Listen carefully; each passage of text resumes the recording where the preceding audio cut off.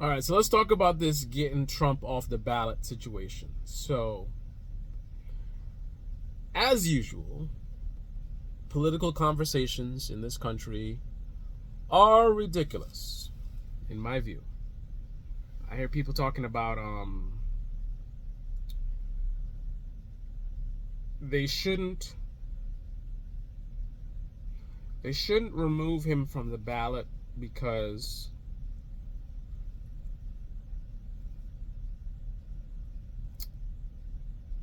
I don't know, different things like it sets a bad precedent or something, or the voters should be the ones to decide. Um, you know what I mean? All kinds of different arguments. People all over the place. This is the way that I see it. Obviously, if you don't like Trump, then you're like, yeah, get him off the ballot. And if you like Trump, you're like, this is wrong. The Democrats are interfering with the election. You know what I mean? And pretty much any argument that supports removing them, you're going to be against, right? Tribalism. That's how tribalists think. That's not how I come to my conclusions. However, I am more focused on the facts, right? I focus on the facts at hand. Whether you like Trump or don't like Trump, whether it is irrelevant, right? What matters is the facts. So what are the facts? The fact is, if, according to the 14th Amendment, Trump is ineligible to run for president, right? If that's what the 14th Amendment says, I know it's subject to interpretation and whatever, but that's a separate conversation. Your interpretation of the amendment is a separate conversation, right?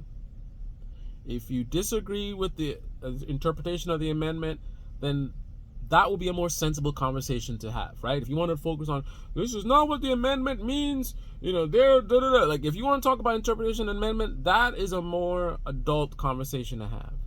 But the conversation about, the voters should, again, I deal with facts, right?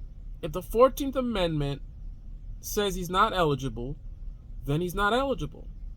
What does it matter about your feelings about the voters should this and this and that, and you think the Democrats are time? What does that have to do with anything? If he's not eligible, he's not eligible, right? And if you don't think that's what the 14th Amendment says, then why ain't you talking about that? Why instead of talking about that issue, you're talking about, this is wrong and the Democrats this? All that is irrelevant. That's feelings. You feel the Democrats are doing whatever. You feel the voters should whatever. Okay, great.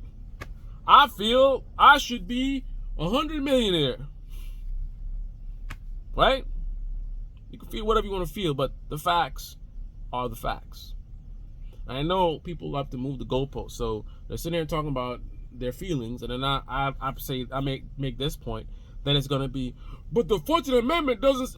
Hold up. Do you concede my point that I brought up?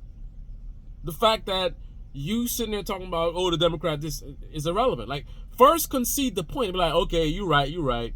All right, well, let's talk about the amendment then. I think the amendment. Don't just skip over it. Somebody makes a point, concede the point, right? Concede the point, and then say, okay, all right, so let's talk about the other thing. Don't just pretend like nothing happened and then start trying to change up. If you weren't focused on the amendment before, don't try to respond to this with, let's talk about the amendment.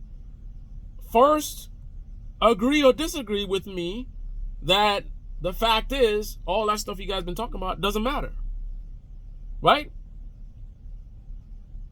If you feel the 14th Amendment is, this particular part of the 14th Amendment it's stupid, the forefathers made a mistake, then talk about, we need to change the 14th Amendment, right? If you agree with the interpretation and you think it's dumb, then talk about changing the amendment. Don't talk about the Democrats this and the voters should, right? Talk about the actual problem, the amendment, right? Whatever the amendment says, that is what should be done. If it says disqualify him, right? Don't be mad at the courts for following what the law says, what the Constitution says, right? Don't be mad at them for following the Constitution. If the Constitution says something and you don't like it, be mad at the Constitution and advocate for it to be changed. If you believe it's not what it says and the misinterpretation, then be mad at the interpretation of the Constitution, right? This is the equivalent of somebody is 20 years old and they want to run for president, right? They lie and say that they're 35. They become very popular. A lot of people like them. They're the leading candidate. A 25-year-old is a leading candidate for president, right? Millions of people are ardent supporters. This guy is going to save the country, right? And then a year before the election, we find out that the person lied about their age and they're actually only 25. You guys right now that's talking about, oh, the Democrats, you are the ones be sitting there and saying, you know, he's old enough. Look at all he's done and whatever. And you talk, oh, they're only doing it because they don't like him and they're trying to interfere with the election. No. If you're not old enough to be president, you're not old enough to be president. And if you think the age requirement is stupid, talk about the age requirement. Right? Talk about the Fox, Rick. Sorry. Talk about the age requirement if that's the problem, right? Don't just try to ignore it, right? In our Constitution, or I'm not a constitutionalist. I don't know all the specifics. Wherever it is in our you know, sacred documents that says the age requirement, if it says minimum 35 and the guy who's the leading candidate is 25, he can't be president. Sorry. Right? Start a movement to update the Constitution so that the next time a 25 wants to run, that they can run. Right? Focus on the actual problem. The problem is the Constitution says this guy is too young and you disagree with it. So attack the Constitution. Right? 14th Amendment says he's not eligible. Be mad at the Constitution. You think that's not what it says? Be mad at the people misinterpreting what it says. But don't be talking about no Democrats, this and that. Even if the Democrats trying to interfere with the election, who the hell cares? Who cares? In the context of what's happening, right?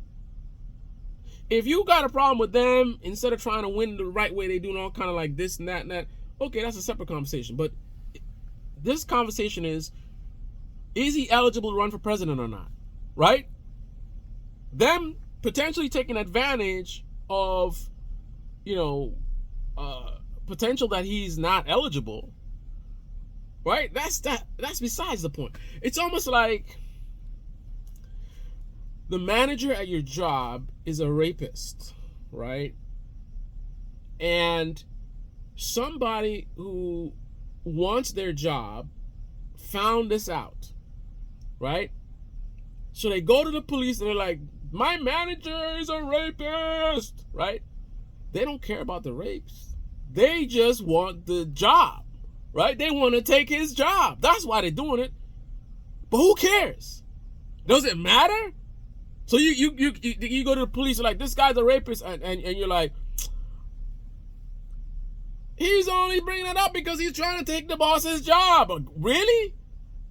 Who the hell cares? That's a separate conversation. You want to talk about that this guy's trying to take his job, that's a separate conversation. But while we talking about getting this rapist in prison, don't be bringing it up about, oh, the only reason why who cares, man?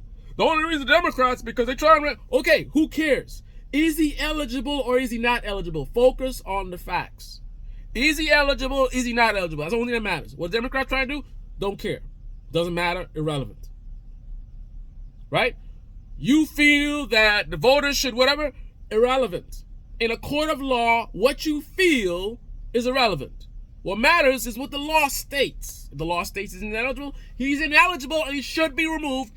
End of conversation. I don't care what you feel, right? I don't care what you think the Democrats are doing. Irrelevant. Is he or is he not eligible? That's the only thing that matters in the context of the conversation about him being removed from the ballot, right? Is this the correct thing to do according to the law, not according to your feelings?